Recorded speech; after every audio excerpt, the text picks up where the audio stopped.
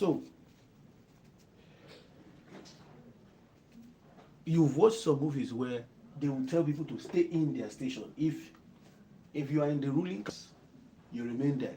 If you are in the middle class, you remain there. If you're in the lower class, the people that are poor, you remain there.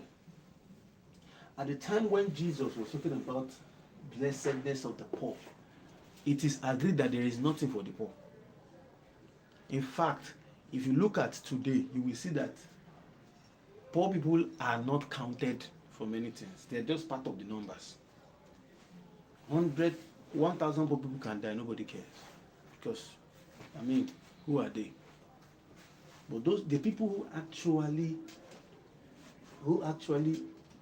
gain from the things of life, that enjoy life to the fullest, have access to the best cars, to the best food, the best houses, the best arenas. They are not the poor. They are not poor people. They are the ruling class and the middle class. These people only settle for crumbs, and they are the ones that do the hard work, so that these people can have more time to lead. No, so that these people can have more time, have more money, and so that these people can have excess money and time to lead. So these people take the hard work. The poor class, they're the ones that do the dirty jobs, the farming, everything hard. Still, you still find that today. Many people who are, you find out that somebody who is a driver to somebody who earns 8 million naira per month is being paid 50,000 naira. But he's expected to attend the same market with the person who earns 8 million naira. How could that be justice? How could that be just in any way? So, when Jesus was talking about the blessedness of the poor, this was the real situation of the poor people around that time. There was nothing for the poor. The poor were not qualified for anything. The poor should settle for crumbs. The poor must do what they must just to feed. The poor cannot had no rights. The poor cannot make demands. The poor had no right to anything good. We see that even playing out in these days. Poor people abuse poor people. Poor people make fun of poor people. Poor people, they make fun of poor people. You say, all these comedians, when they are cracking jokes, they crack jokes about poverty, but for Jesus to pronounce that, attach the word blessed are the poor, it's a revolution now in intuition. This word, blessed are the poor in spirit, is revolutionary, because at the point, the poor cannot be blessed. Now, I would explain what this statement actually means. So I'm just giving you context on when and what was invoked when this statement, blessed are the poor in spirit. I told you that the poor do not demand anything. The poor do not have the right to anything. The poor are meant to scrape the earth until maybe somehow by crook or by brook you're able to climb from the lower class to the middle class. But I don't think you're able to go to the ruling class, because there are people that are believed to be born to rule. So Jesus came and said, blessed are the poor. We have not gotten to in spirit. This is spirit now. We'll talk about it later on. So, blessed are the poor. Imagine that time when Jesus made this statement. He said, blessed are the poor. Everybody will be like, wow. The poor blessed? How? The poor can't be blessed. The poor are cursed. Poor people are cursed. Because they have nothing. They are constantly under pressure. They're always the victim of circumstances. People usually say that when two elephants fight, the ground will suffer. So as it is in our country right now, it does not matter what wins. If they are not merciful enough, the poor people will suffer. Always suffer. Are you seeing it? So when Jesus made the statement that blessed are the poor, this was what was invoked. This was what was uh, attainable in that particular society, because you see, it was a society governed by the Romans, and the Romans had the Greek ideology. All this stratification of society or breaking down of society is from the Greek mindset. It's the Greeks that divided the society like that. So the Romans, they imbibed it and they imposed it in their colonies. So Jesus said, "Blessed are the poor in poor." But where he was directing this blessedness of the poor is only in the spirit. And this is those people who are poor in spirit, those people who do not know God. Because Jesus said, I did not come for those people. See, he that is healthy does not need a physician. So I did not come for the righteous people, but for the unrighteous ones, those ones that are lost. Those are the people that I have come for.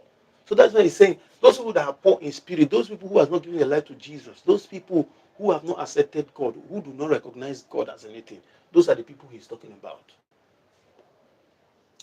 So he's saying that blessed are those people who lack God, because I am now here. Blessed are the poor in spirit. What did he say? What did he say? He said, blessed are the poor in spirit, for theirs is the kingdom of heaven. Have you stayed in your vicinity and seen somebody who is stuck in drugs, womanizing, prostitution, and everything? Sometimes people will gather hand and leave you. They would let you go. They will say, that one, his life is spoiled. But Jesus never gives up on anybody. He said, even that person that you people are giving up on, that's the person I came for.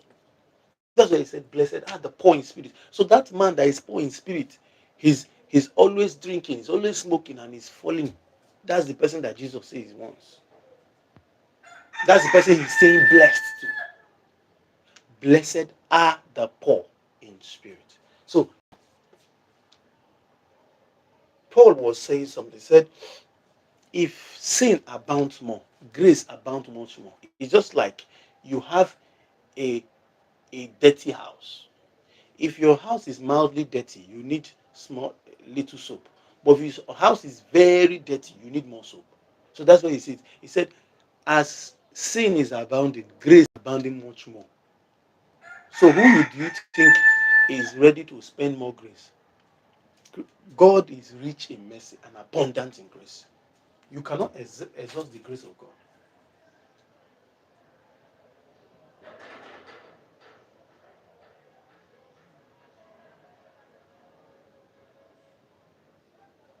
You cannot exhaust the grace of God.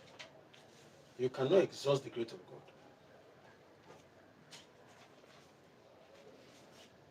You can never, never exhaust the grace of God. Never. The grace of God is inexhaustible. So Jesus is saying, blessed are the poor in spirit, for theirs is the kingdom of heaven. So Jesus is not interested in the people that are righteous. He's interested in the unrighteous. He's interested in the people who need Christ the most. He's interested in the people who have given up on life. He's interested in the people who are bankrupt of God, who are poor in spirit.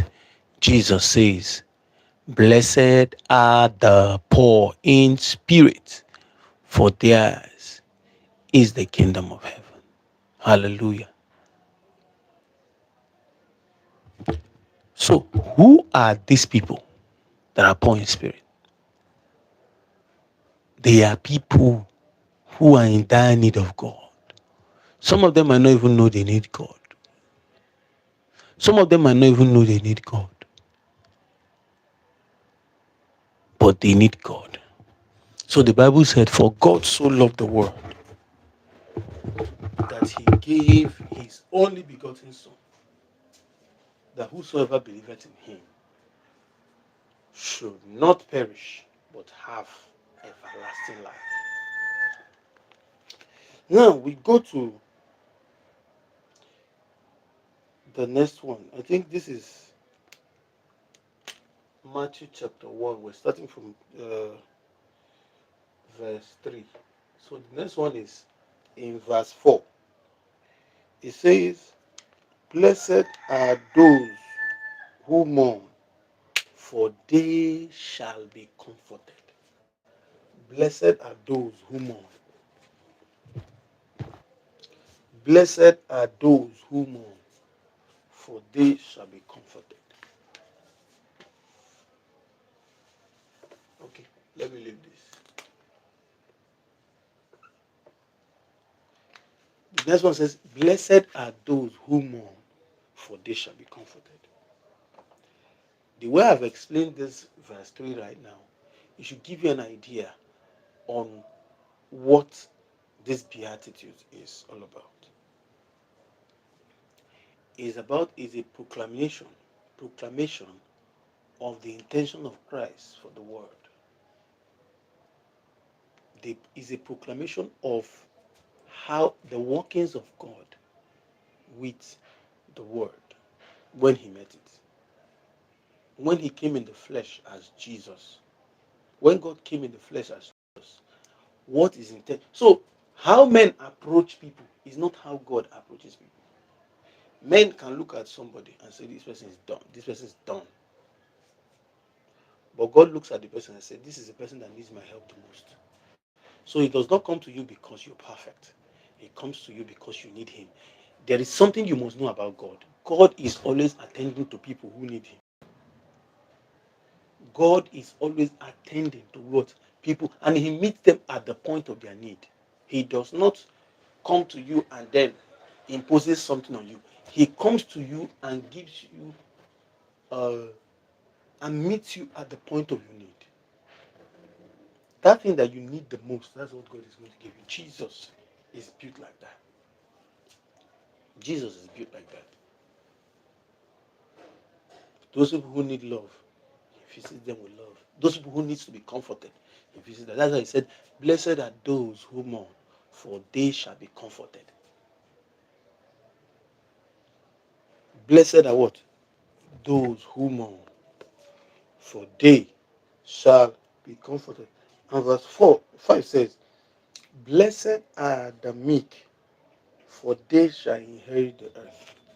Now, this kind of looks contradictory because we have been taught in the world that for you to be successful, you must push, you must fight, you must cheat, you must take what does not belong to you. But the Bible is saying, "Blessed are the meek, for they shall inherit the earth."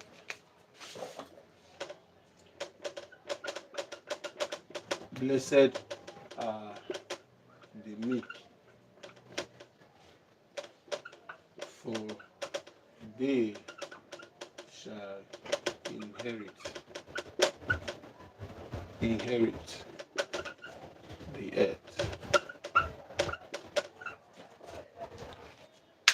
Blessed are the meek.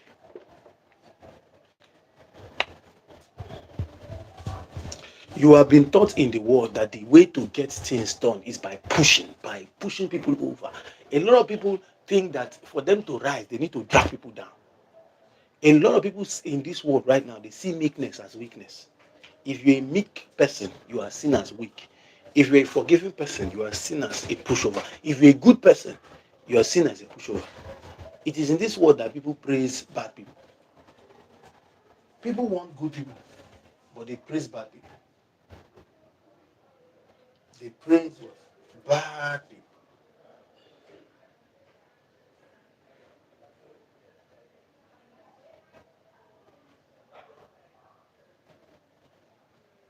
Bad people are always given more place than good persons.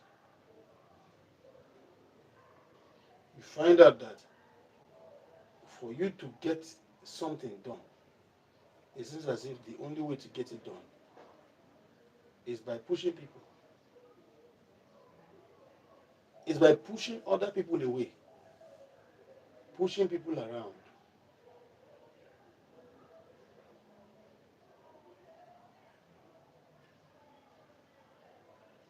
Pushing people around is the only way.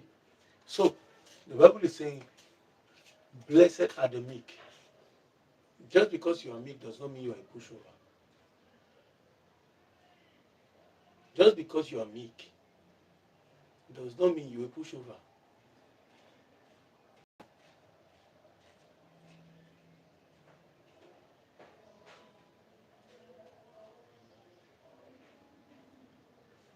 But that's what the word sees.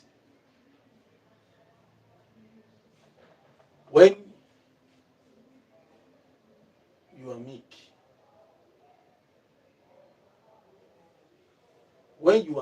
they see you as weak.